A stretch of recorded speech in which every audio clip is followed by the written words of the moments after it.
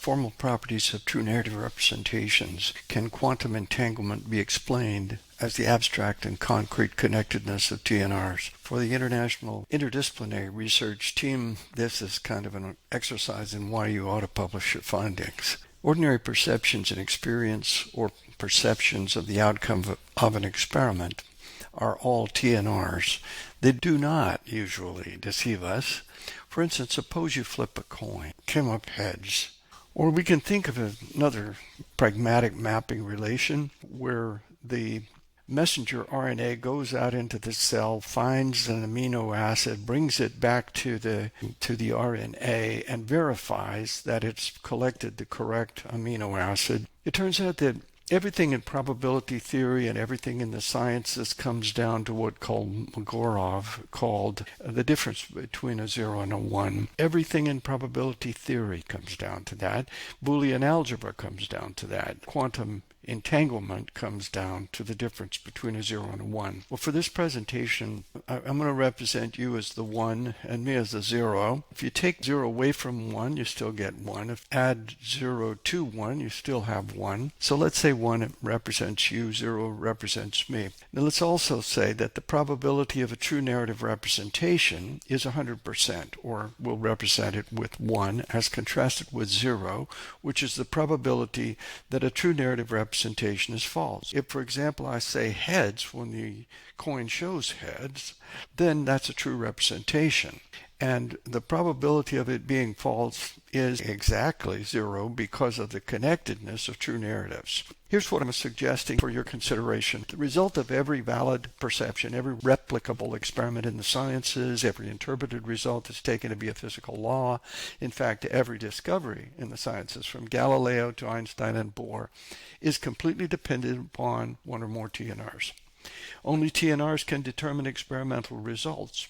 What's under the microscope, if you ever figure it out and represent it correctly, you'll do it in a TNR. In the meantime, you can give progress reports with TNRs. In sum, everything we know from experience, from empirical science, from perceptions grounded in the material world, all of our valid information about ourselves and the material reality of the world, whatever these may turn out to be, can only be determined by TNRs. A lot can be learned from well-designed experiments, especially ones that get intelligible, replicable results. Still pictures are dandy, but well-designed experiments moving across time are better. So Galileo dropped some cannonballs or rocks or something off of the Leaning Tower of Pisa. Aristotle predicted this result. Galileo predicted this one. Which one did we get? Well, here's a replication of Galileo's experiment, and I'm just going to play this. We're looking into the world's biggest vacuum chamber. It's owned by NASA near Cleveland, Ohio. Journalist Brian Cox is visiting this location, and they've set up an experiment to test Aristotle's theory. A heavier entity will fall faster than a lighter one. So we're testing, in this case, a bowling ball against feathers. They're about ready to make the drop. Here they go. The bowling ball falling and the feathers falling at exactly the same rate through 5 stories of space. No air in here to hold the feathers back, so they fall at the same rate. Watch these guys now. They can't believe their own. Scale matters, and things are different at different scales.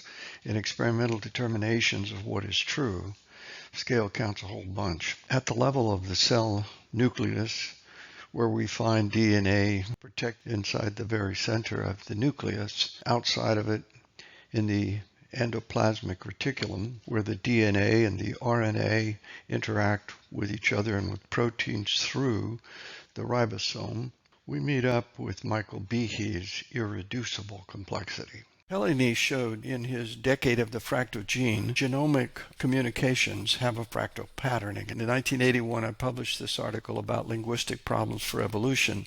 Irreducible complexity is the quintessential clinching argument in that discussion. It was Michael Denton in his book Evolution of Theory in Crisis. He has a PhD in biochemistry and had been an evolutionist for many years, but when he started looking under the microscope, he discovered that he didn't really believe that theory anymore. His problem was essentially irreducible complexity. I also defined in 2013 what I called pragmatic information. Now, I'm only mentioning this because there's a progression here, and pragmatic information transcends the sort that Shannon had in mind and brings the real world into perspective. In the sciences, the ability to see smaller and smaller scales of the material world led to some remarkable theoretical perspective changes.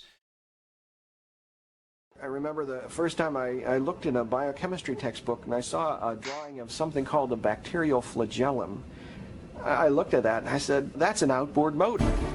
These machines, some of them are running at 100,000 RPMs. And even though they're spinning that fast, they can stop on a dime. It only takes a quarter turn for them to stop and shift directions and start spinning 100,000 RPM in the other direction. The bacterial flagellum, 2 gears, forward and reverse, water-cooled, proton motive force. It has a stator, it has a rotor, it has a U-joint, it has a drive shaft, it has a propeller, and they function. Since its discovery, scientists have tried to understand how a rotary motor could have arisen through natural selection. Irreducible complexity was coined by Mike Behe in describing these molecular machines.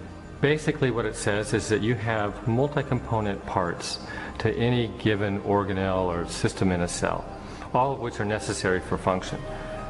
That is, if you remove one part, you lose function of that system. Proteins do pretty much all of the jobs inside of the cell, except for storing genetic information. That's left to the DNA, the RNA. But all the day-to-day jobs, cleaning up the cell, making energy, it's all proteins. The individual parts of a bacterial motor, like this ring structure, are each made of either a single protein molecule or an assembly of proteins fitted together into a specific shape. You see of architecture down in the cell units in these protein-forming amino acids.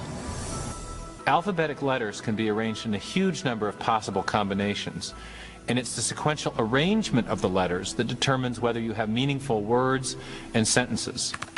If the letters are arranged correctly, you'll get meaningful text. But if they're not arranged correctly, you'll get gibberish. And the same principle applies for amino acids and proteins. They are arranged, like letters, to form chains, often hundreds of units long. Proteins are arranged with their amino acids in such a way that the amino acids collapse on each other into an architecture that is pre-programmed by the order of the amino acids.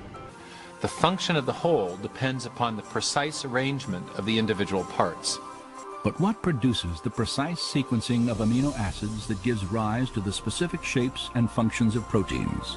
In his book, Biochemical Predestination, Kenyon and his co-author, Gary Steinman, proposed life might have been biochemically predestined by the properties of attraction that exist between its chemical parts, particularly between amino acids in proteins. The instructions necessary to assemble amino acids into proteins are conveyed by the sequences of chemicals arranged along the spine of the DNA. Kenyon was forced to confront the absolute necessity of genetic information. Then I really had to reassess my whole position regarding origins.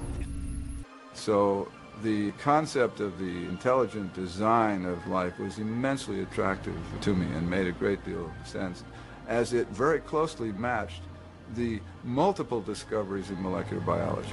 After entering the heart of the cell, we see the tightly wound strands of DNA, storehouses for the instructions necessary to build every protein in an organism. In a process known as transcription, a molecular machine first unwinds a section of the DNA helix to expose the genetic instructions needed to assemble a specific protein molecule. Another machine then copies these instructions to form a molecule known as messenger RNA. When transcription is complete, the slender RNA strand carries the genetic information through the nuclear pore complex.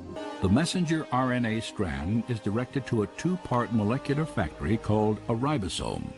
The process of translation begins.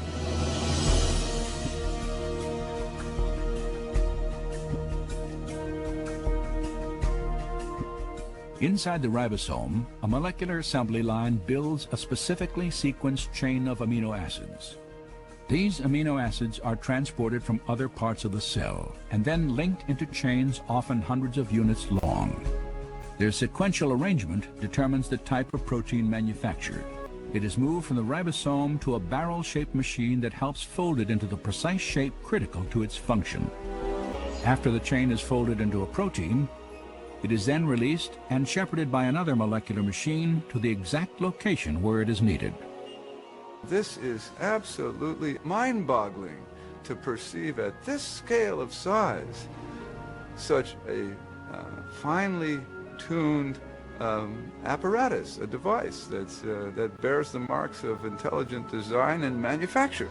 And it's exactly this new realm of molecular genetics where we see the most compelling evidence of design on the Earth. Since the late 19th century, since the time of Darwin, scientists came to accept a convention that excluded the possibility of design as a scientific explanation. It's called methodological naturalism, and it just means that if you're going to be scientific, you must limit yourself to explanations that invoke only natural causes. You can't invoke intelligence as a cause. And yet, curiously, we make inferences to intelligence all the time. It's part of our ordinary reasoning to recognize the effects of intelligence. No one would attribute the shapes and arrangements of these symbols to natural causes like sandstorms or erosion. Human beings correctly detect the activity of intelligence whenever they observe a highly improbable object or event that also matches a recognizable pattern. If you travel through the West, you'll see lots of different shapes on mountainsides. But what you don't see are the faces of Lincoln, Jefferson, Teddy Roosevelt, and George Washington. RNA correctly translated to a protein is a TNR. Bearing in mind the problems being created by synthetic messenger RNA, also bearing in mind the research of Brody, Kyrie, and others about the lies being told in the media, it's worth noting that every valid pi mapping of the intended amino acid, we have a TNR. The synthetic messenger RNA in COVID injectables, however, is a lie in every instance. But consider what happens in the instance of the gold standard TNR. From inside the ribosome, the RNA text calls for a sequence of amino acids one at a time. The amino is mapped through messenger RNA to the symbolic RNA. The construction takes time, but the connectedness, once it's established, is timeless. It is the very essence, I suggest, of what physicists are calling quantum entanglement. Meaning, in the sense of material content, information about the real world can only be discovered through TNRs. Here's a summary of the proof. Take any instance that you like of a TNR, say a coin toss or an experimental outcome reported truthfully, a genome that's registered and interpreted successfully from conception to maturity. Successful reproduction across generations provide many instances of TNRs. All these are TNRs. But we can systematically degenerate any TNR by removing its object or part of that object so that the interpreter has to imagine the missing part. In doing that, we derive the form of all fictions. If I ask you to imagine my flipping of a coin that comes up heads, you must imagine the coin and all the rest. You have to supply the object. A gene not turned on is a fiction, a possibility with one or many hypothetical proteins, say, as its imaginary object. Errors are even more complicated and farther removed from TNRs. In an error, two components are imperfect. The object is imperfect. It's not indicated by the sort of signal that ought to be used. For instance, if we say heads when tails is showing on the coin, the material fact is not the one indicated. But at the same time, if I say tails when the coin shows heads, the string of symbols is also imperfect. So an error is always imperfect in two of the parts of a TNR. In every error, there's a double information loss. In genetics, errors can be caused by various factors such as toxicants, radiation, electromagnetic interference, and they all tend to produce disorders, diseases, and sometimes death. Next, consider lies. In a lie, suppose O.J. was in L.A. killing Nicole, not in Chicago as he claimed. The object, the sign, and also the linking are corrupted in such an example. In genetic systems, it's possible for pathogens such as certain viruses and perhaps prions to deceive some of the self cells and the immune defense system. So lies, too, are involved in autoimmune disorders. Further corruption can be achieved by scrambling a string of signs or otherwise distorting the symbols to make any possible meaning obscure or to make it completely inaccessible. Further corruption is possible by just completely erasing the sign. Between the limits of an erased sign and a TNR, there is an actual physical loss of information at each transition, per proofs that were introduced many years ago by Edwin Thompson Janes. He showed that irreversibility is not merely a loss of human information, but an experimental fact. We can get from TNRs to all the other signs to the extent that they have any material meaning, but we cannot go in the other direction. To intuitively see that the proof is complete, we need a couple more steps. Imagine a string of symbols, S sub u, of unknown meaning, say in a foreign language or any language not yet deciphered. How will a child or a geneticist or cryptologist discover the meaning of that symbol string? If we're given a TNR applied in the normal conventional way, discovering the meaning of the string is possible by using the object as a scaffold to climb up on and to supply the abstract meaning of the symbol. What about using a fiction or an error or a lie or a scrambled string or distorted string that's meaningless or a complete absence of a string to guess the meaning of S sub u? Details aside, it's not possible to do that precisely because S sub u can't be used as a scaffold to build the meaning of the fictional part that has to be imagined because we don't know the meaning of S sub u. That's why it's called an unknown symbol or a string of unknown meaning. Therefore, the proof is complete because the irreversibility holds at every step of the derivation from TNRs on the one hand through fictions, errors, lies, scrambled nonsense, and complete absence of a sign. If the three elements are in agreement, the whole is a TNR. If the fact delivers all that the indexical use of the conventional sign requires, then the whole relation is a TNR. We can say, however, that the material fact is determined by the pi mapping of a string of symbols that signifies that fact. Such a structure found in every TNR and only in TNRs has this extraordinary logical uniqueness. It's the only kind of meaningful representation that can determine any particular fact out of all the possible facts in the universe. Also, the TNR relation establishes a connection between the fact it determines and all the other facts with which it's intrinsically related, including the pi mapping act and the string of symbols, so the TNR itself also has the unique logical property of a kind of balanced and well-determined connectedness with the space-time and material world. Finally, the symbol string appearing in any TNR is always generalizable across all possible material contexts up to the limit of complete sameness or identity. Why is all this important to genetics, epigenetics, and proteomics? Because everything there also depends on TNRs. The underlying relationships in living organisms are completely dependent on valid TNRs. DNA, for example, communicates through RNA to proteins which communicate back to the DNA. And the DNA communicates also within itself, as RNA does, and as proteins also do.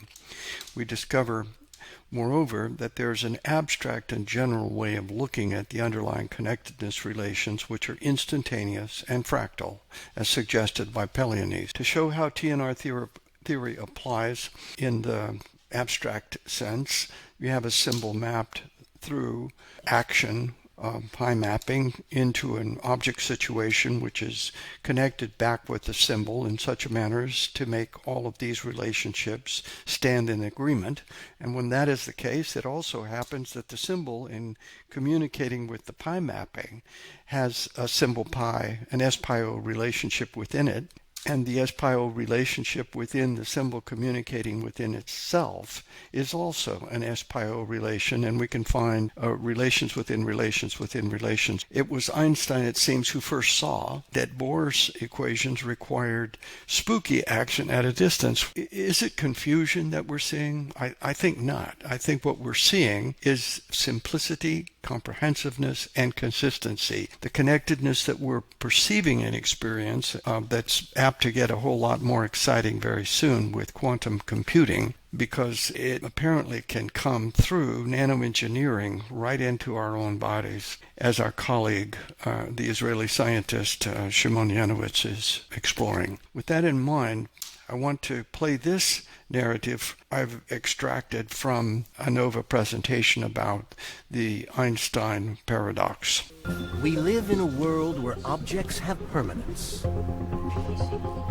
And we see cause, then effect.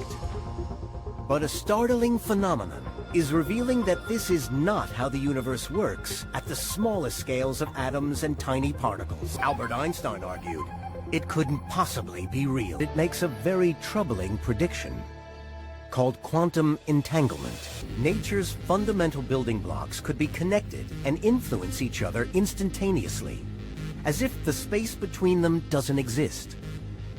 As if two objects can mirror each other without any apparent connection. Einstein called it spooky action at a distance. He rejected the idea and tried to prove it couldn't be real. Do we live in Einstein's universe of common sense laws? Or a bizarre quantum reality that allows spooky connections across space and time?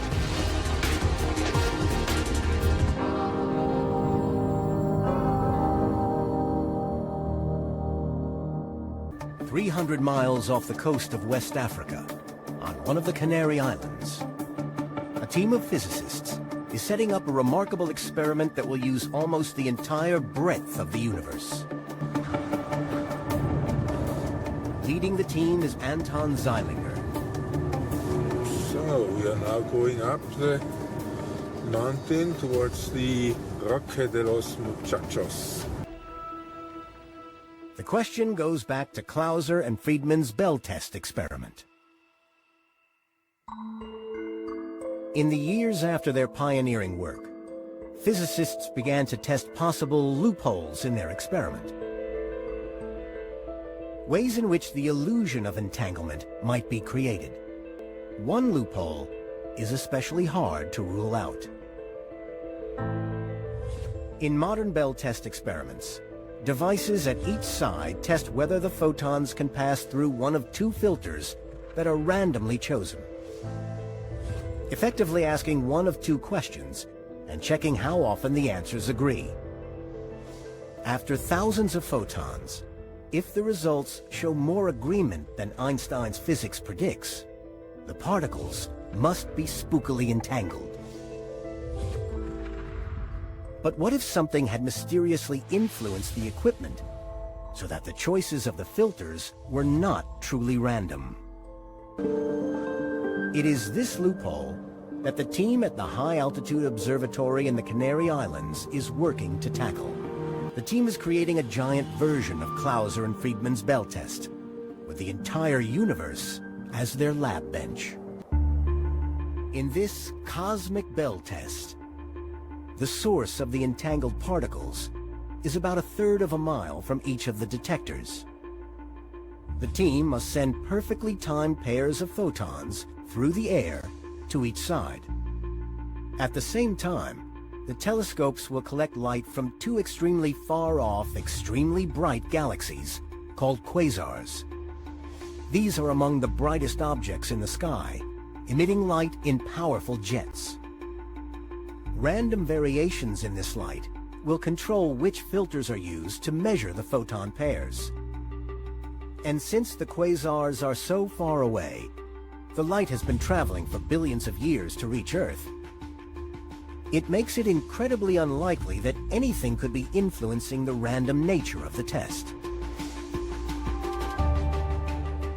If the experiment is successful, the team will have tackled the loophole and shown that quantum entanglement is as spooky as Bohr always claimed. Dominic and Jason are at one telescope. Hello, Anton. Anton is at the other. Can't live it. So we're doing everything at once now. So the guys for the links are setting the state of the entangled photon pair. We try to acquire the quasar. We're just centering it and making the field of view as small as possible to be sure that we only have the quasar. Okay. It's guiding now? Yes, that's with one more image. Okay. Of this one. All right. Great. Yes. Okay. Yeah, that's good. It looks like 90, let's say 91 to be conservative, of purity. With the telescopes now locked on to two different quasars, the team begins to take readings. Red counts 12,000, blue counts 7,000.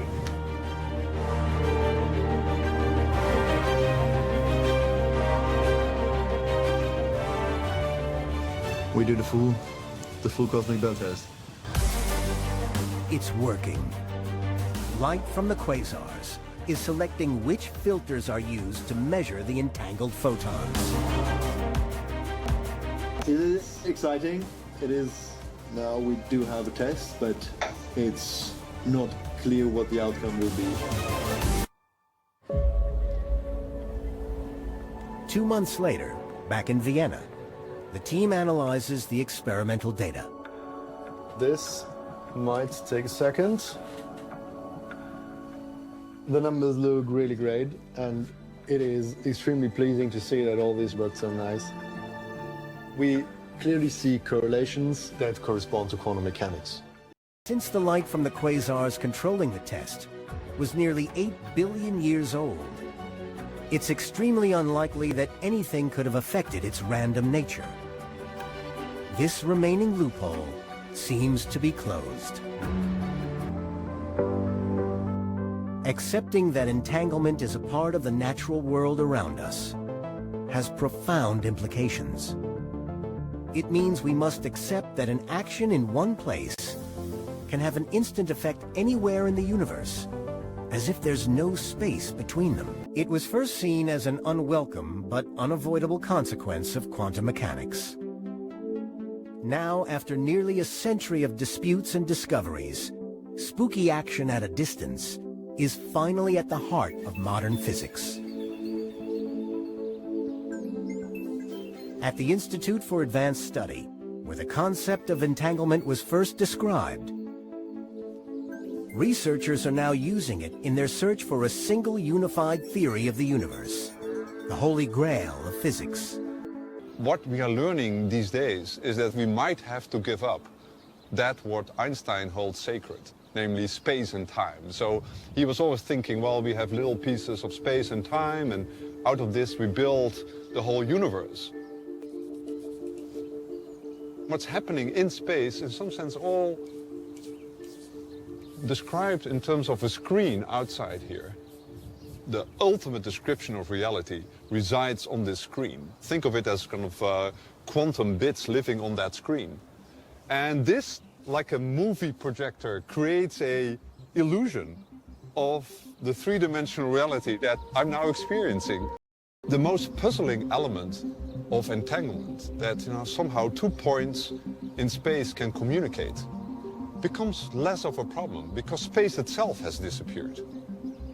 In the end, we just have this quantum mechanical world. There is no space anymore. And so in some sense, the paradoxes of entanglement, the EPR paradox, disappears into thin air. The basic motivation is just to learn how nature works. What's really going on? Einstein said it very nicely. He's not interested in this detailed question or that detailed question. He just wanted to know what were God's thoughts when he created the world.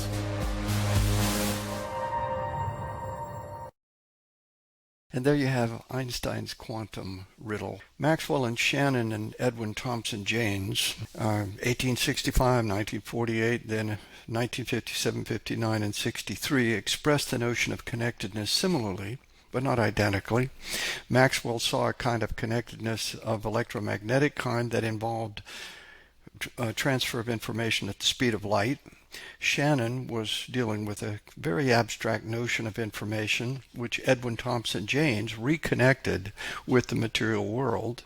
These two guys had slightly different views. Maxwell's equations showed a kind of connectedness that he described in terms of what he called Geisler's tubes. He said other so-called vacua, empty spaces, always had enough matter left capable of being set in motion and of transmitting that motion from one part to another. So this was the concept of radio waves traveling at the speed of light. Then we have Shannon's expression of a more abstract connectedness. He said the fundamental problem of communication, more specifically, the problem of reproducing at one point either exactly or approximately a message selected at another point, the connectedness has to do with that agreement that takes place in some cases and doesn't in others.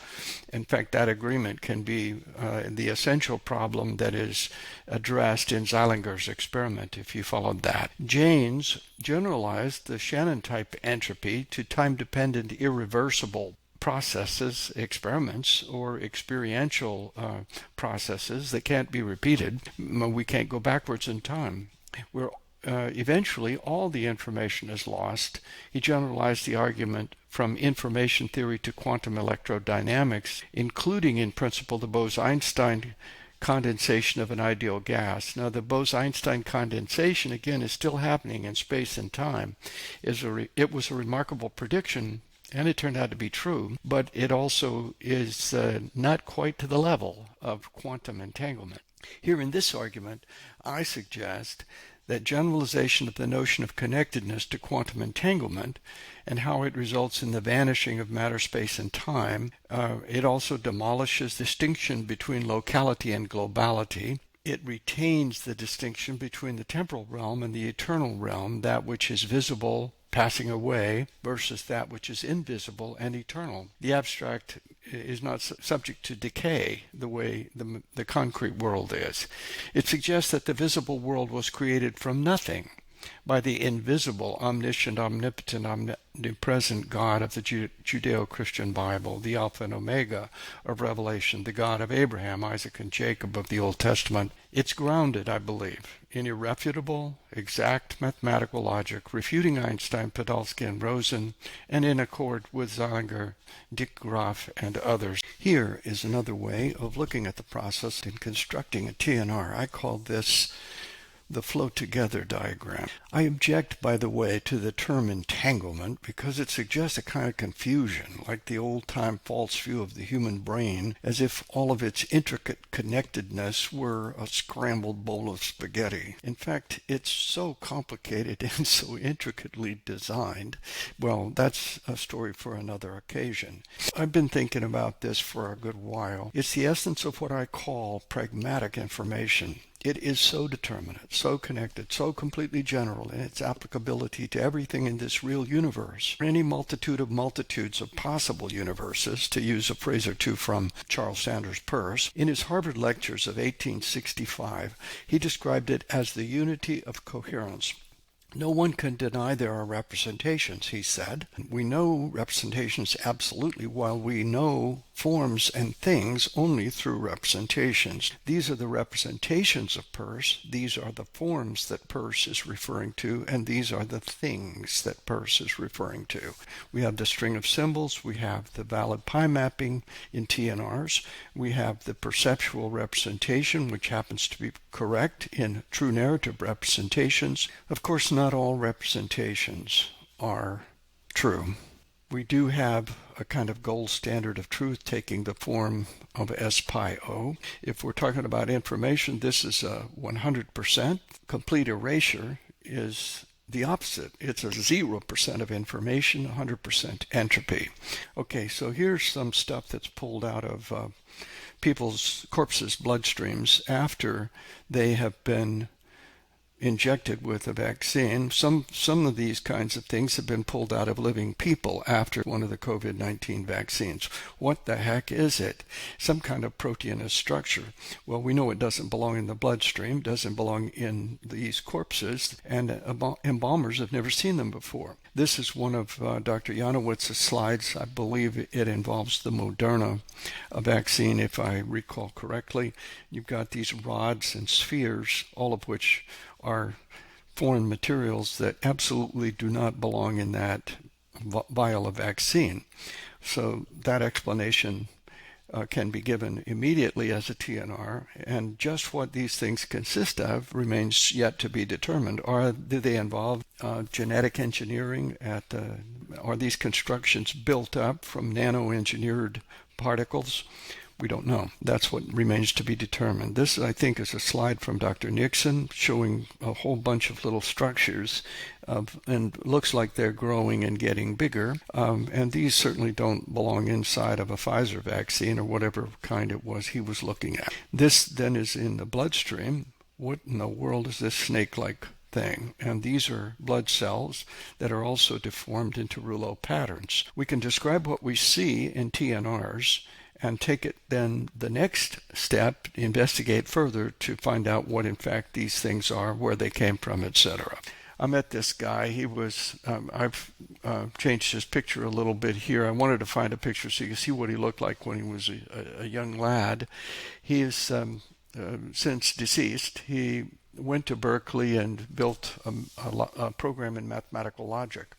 I met him when he was giving a lecture at the University of Rochester, where I was a graduate student, and he asked my professors, and I guess some of my colleagues in the program, who should I talk to about theoretical linguistics and logic and mathematics, and they said Aller.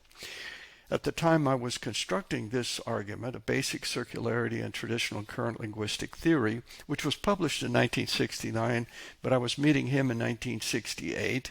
And after he gave his lecture, this guy was so beautifully dressed. He was so impressive, so handsome, so articulate, wearing a double-breasted suit and with his dark black hair and his, he was just a sartorial statement on steroids. And he calls me to his hotel in the middle of the night to talk about this argument. He asked me to submit to the journal he was editing the Foundations of Language. Well, I did. He immediately rejected it, said, "This is no proof." A quarter of a century, I keep hearing the argument, no proof, no proof, no proof. I published the argument anyway. I thought it was a sound argument. And then in 1993, after a quarter of a century of trying to figure out what a mathematical proof really has to consist of, I came up with a proof. In 1996, I took on a more difficult problem. I'd been interested in Albert Einstein for a long time. He made a mistake, I thought, in trying to make everything in our ordinary experience come out the way it ought to if every eye blink and every movement of the body that seems to be under volitional control were actually under the determinate control of physical laws. I thought he'd made an error there, and so I wrote this paper about free will and why Heisenberg and Bohr had to be right and Einstein had to be incorrect about his search for a unified field theory. In 2010, I published The Antithesis of Entropy. Well, the antithesis is a TNR. Biosemiotic entropy, concluding the series. This was a paper with several proofs about true narrative representation. I was really riding on the shoulders of Bertrand Russell and Hans Reichenbach and Gottlob Frege to some extent. Frege said that truth was the basis for all meaning, but he didn't bother to prove it. Charles Sanders Peirce got around to developing a proof, and his follower Alfred Tarski produced some additional proofs, all of which come to essentially the same conclusions that I did, but I think my proofs are more intelligible than theirs. You can be the judge. TNRs in the concrete instances of actualized ordinary experience have approximately zero entropy. In their abstract form, they have none at all. Let the capital Greek eta, which looks like our capital H in the Roman alphabet, stand for entropy, which we can think of as a probability that any given representation may turn up false. If entropy is 1, well, then the proposition must be false. If it's 0, the proposition has to be true. We find the antithesis of entropy in valid pragmatic formation, which can be taken as the probability that any given representation will in fact be, or already is, true. In this series of inequalities, we start with 0 at the level of the TNR, the gold standard, has 0 entropy. And as we progress through fictions, errors, lies, nonsense to complete erasures, we come to an entropy of 100%, or 1. Shannon described this concept of entropy in terms of a constant. Pick any measurement unit that you like, and you have this relationship, the sum of the probabilities multiplied by that constant is always going to be a negative entity. That is to say, entropy tends to increase over time, and it takes away from whatever we define to be information, or the gold standard on the other side of this equation. Shannon and Weaver simplified the formula to this one, which they applied.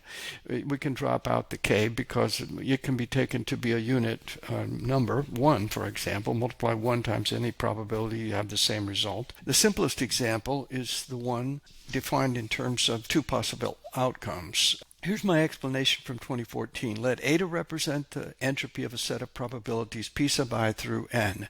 In the coin toss example represented by TNR, reporting the heads result, n is equal to exactly 2. In such a case, the probabilities can be represented such that p sub 1 is 1, the likelihood that the reported heads result is true, which it has to be if the report is a TNR, and p sub 2, the probability that it is false, is exactly 0, which it has to be if the reported result of heads is true. That is, the likelihood that the possibility of tails has been realized can be completely ruled out because that possibility is contrary to the TNR in hand. Shannon wrote, if all the probabilities but 1 are 0, this 1 having the value unity, as is the case for any TNR, eta vanishes. In the coin tossing example where n is equal to 2, before the result is known, eta is at a maximum. After the result is known, in this one or in any other TNR, the entropy value goes to exactly 0. Moreover, these results generalize to all possible representations. We find that TNRs have 2 distinct sides or aspects. They're demonstrated empirically in what the physicists have called quantum entanglement, or what I call the connected-ness of TNRs. On the positive side, we find information going from 100% to 0. On the negative side, entropy going from 0 in a healthy person to 100% in a dead person. We notice that evolution and its directionality, according to the proofs of Peirce, Jaynes, Kolmogorov, Tarski, and yours truly, all of them go in this direction. Entropy tends to increase. On the positive side, what we're seeing is evidence of creation. In the beginning was the Word, and the Word was with God, and the Word was God. The same was in the beginning with God. All things were made by him, and without him was not anything made that was made. In him was life, and the life was the light of men. And the light shineth in the darkness, and the darkness comprehended it not. It's past tense when we talk about darkness, present tense when we talk about light. Light, goodness, grace, truth, mercy, all of it occurs in the present tense. Now is the time. Now is the day. Collins and I wrote a paper about the Bible as a true narrative representation. Then in 2013, based on the theory of true narratives and taking the Bible seriously as a true narrative, Collins and Scott reported on the discovery of the city of Sodom, the account of the discovery of the Old Testament's most infamous city. Then in 2021, Bunch down to Silva, a Tunguska-sized airburst destroyed Tel el-Hammam, a Middle Bronze Age city in the Jordan Valley near the Dead Sea, exactly where Sodom is supposed to have been, according to the Bible. Time's arrow is always flowing from the past into the future. representations are connected, but we can only operate on them in the present tense. Even genetics can only operate in the present tense. From a God's eye perspective, these things are connected on both sides. It's kind of reminiscent of the DNA molecule that is separated in the middle where the translation is occurring. DNA is interpreted into RNA, and then the RNA is translated into protein. Another way of looking at it in terms of de Graaf's diagram is to consider this green area of the projection screen on which the universe is displayed to us. And the pi mapping in here in the middle, this little bubble would represent the present time. And then all of this yellow area would represent the whole of the material universe. The difficulty for evolutionists is that the projection has to be continuous. It's apparently continuous at every point that we can discover, and fractal, patterns within patterns within patterns without limit. And that's my presentation. I would argue that what they're calling entanglement is connectedness of true narrative representations.